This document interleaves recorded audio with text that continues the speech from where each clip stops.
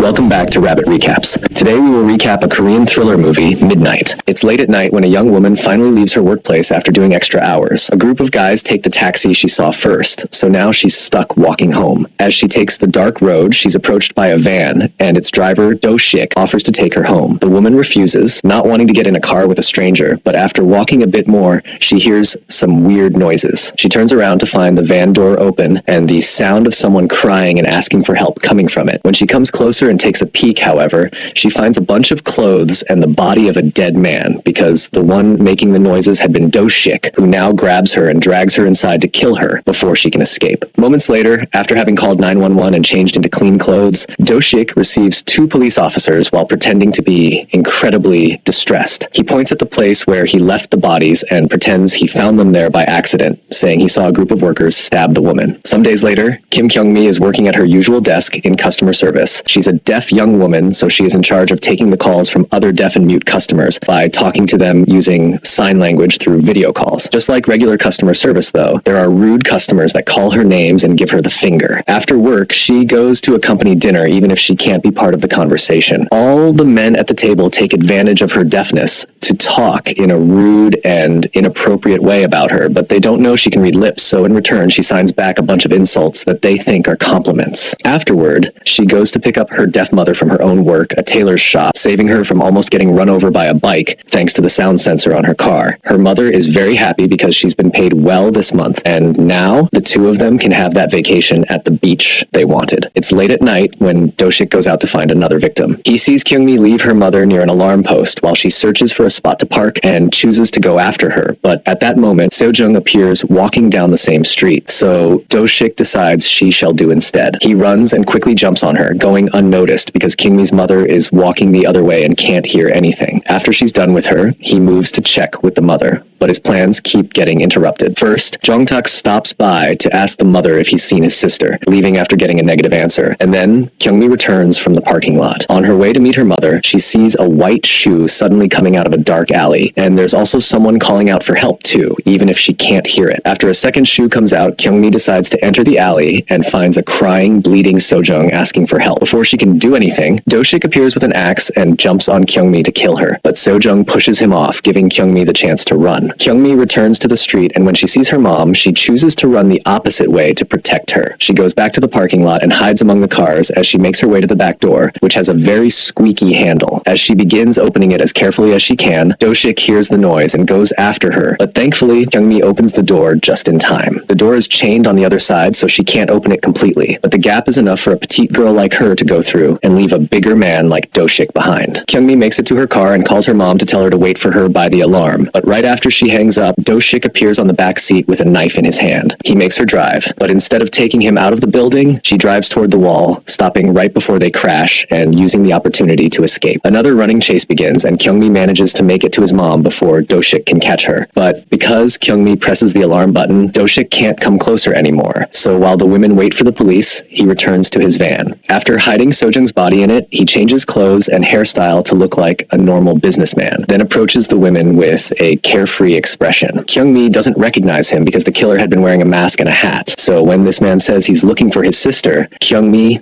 believes him. She's about to take him to the dark alley when the police arrive, but the officer finds the alley empty. Kyung-mi requests to see the security cameras, but the guard at the parking lot shows them they've been turned off by kids that hang there to smoke. The three of them are taken to the station so they can make a proper report. In the elevator, Do-shik keeps looking at the weapons in his bag before glancing at the women, and this is noticed by Kyung-mi's mother, who thinks he doesn't look very sad anymore. To keep up his cover, he retrieves a black phone from his bag and tells them he's relieved to have received a text from his sister, which means the body wasn't hers. Moments later, Kyung-mi has finished giving her statement, but the officer can't do much without a body or a physical description of the killer. Do-shik wants to help with that, but the cop scolds him for interrupting other people's statements, and the hobo that has been sleeping on a nearby couch takes the chance to insult him for it too. Seeing this as an opportunity, Do-shik goes to the water cooler, and while picking a cup, he insults the hobo in a low tone so the officer can't hear them. This enrages the man, who immediately jumps on Do-shik to hit him, and during the struggle, Do-shik drops a white phone on the floor that the mother picks up. The cop pulls the hobo away and takes him to another room, room, so Do-shik takes his phone back and goes to see Kyung-mi's statement as an excuse to check her personal information. While he reads, the mother signs to Kyung-mi that is suspicious for the man to have 2 different cell phones, and when he notices them talking to each other, he demands to know what it is about. Kyung-mi only writes nothing for him, so Do-shik approaches the mother and starts going through the weapons in his bag, thinking of what to do next. At that moment, a cop appears with Jong-tak, who is trying to report his missing sister. The officer tells him to show the picture to the other 3 since the description matches Kyung-mi's statement. Do-shik pretends he hasn't seen her before, but Kyung-mi immediately recognizes her and gives him her statement to read. While she tries to give him more details, the cop leaves the room to take care of the hobo that tried to re-enter the place, so Do-shik takes that chance to tell the mother not to move or he'll kill Kyung-mi. Then he shows her what is inside his bag as he takes a knife and moves towards her daughter, but the mother manages to make a loud noise that alerts the others. Jong-tak turns around just in time and stops the knife, so the 2 men begin fighting as the women go outside and call the cops over. Do-shik admits having hurt Seo-jung, which enrages Jong-tak. He begins beating up Do-shik furiously and even grabs the knife to put it on his neck, demanding to know the location of his sister, but they are interrupted by the cops. Do-shik pretends to be a victim, and because of the compromising position they're in, the officers believe him, so they arrest Jong-tak instead. Do-shik gets to walk free, and the women stay with Jong-tak while the cops check the security cameras and see they were telling the truth. While Jong-tak goes back to the streets to search for his sister, the police take the women to their apartment, which has a bunch of lights that blink if they detect movement. While mother and daughter are having some tea, the lights warn them of someone at the door, which worries them because it's really late. But it turns out it's just the mother's coworker who's come to pick up some bags. The 2 elderly women leave together, leaving Kyung-mi alone in the apartment, unaware that Do-shik has now arrived and broken the sensor outside the door so the light won't give out his location. His steps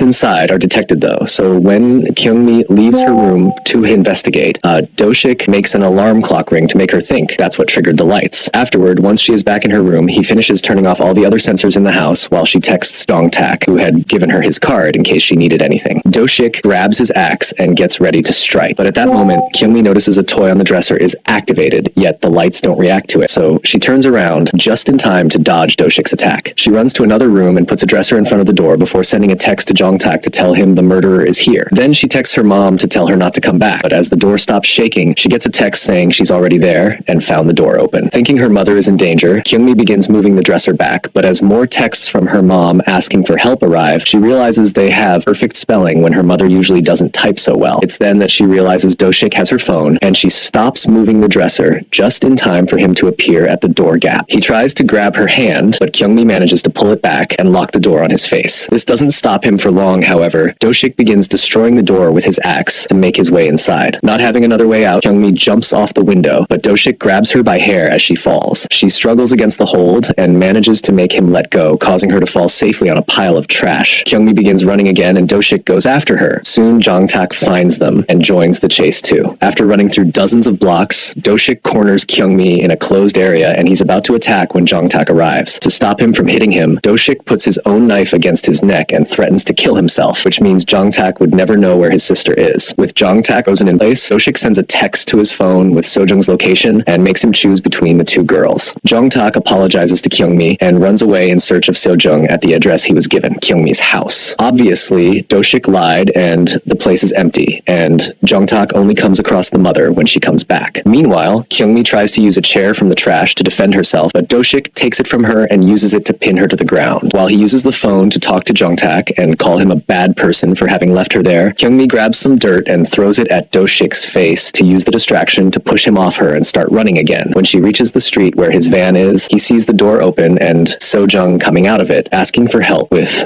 a knife in her hand. As the mother and Jong-tak reach the closed area and find it empty, the 2 girls hide in an alley, right behind a trash container. Kyung-mi wants Seo-jung to call 911, but she refuses because she can hear Do-shik nearby, who has discovered there is no body in the van, so Kyung-mi decides on a plan. She writes on her phone a message to Seo-jung, telling her to call her brother because he's nearby, before giving it to her and grabbing the knife in return. While Do-shik is turned around, she leaves the alley and hides, only coming out again when the murderer is about to find Seo-jung.